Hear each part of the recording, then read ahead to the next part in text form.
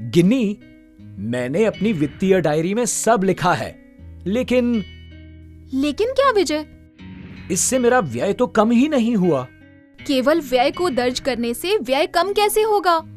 हमें हर खर्चे का विश्लेषण करना होगा, फिर ये मालूम करना होगा कि ये जरूरत है या चाहत, और फिर चाहतों को कम करने की योजना बनानी होगी।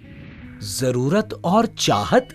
विजय, जरूरत वो खर्चा है जो हमारे जीवन के लिए जरूरी है या आवश्यक है, और जो धन मनोरंजन, व्यसन और दिखावे की चीजों पर खर्च होता है वो चाहत है।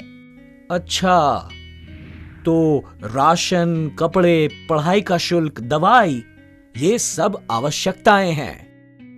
विजय, आपने 1000 रुपए के कपड़े खरीदे, क्या वो कपड़े जरूरी थे?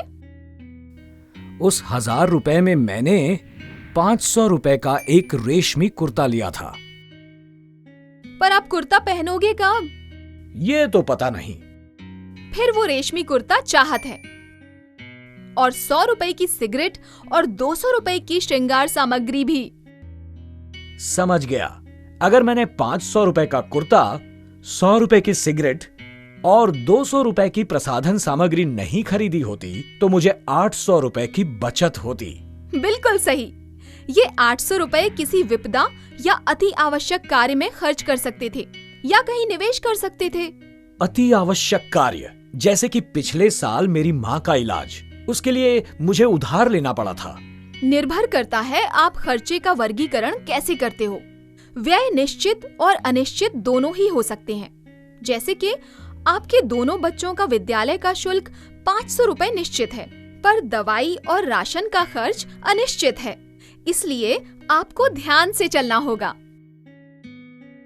और गिन्नी, मुझे नियमित और अनियमित खर्चों के बीच भी अंतर करना चाहिए।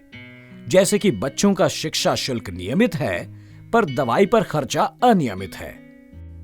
अरे वाह, आप तो खर्चों के विशेषज्ञ बन गए। ऐसे ही विश्लेषण करते रहना, जिससे व्यय कम हो सके और बचत बढ़ सके। और हाँ, सिगरेट पीना छोड़ दो। सिगरेट पीना स्वास्थ्य के लिए हानिकारक है।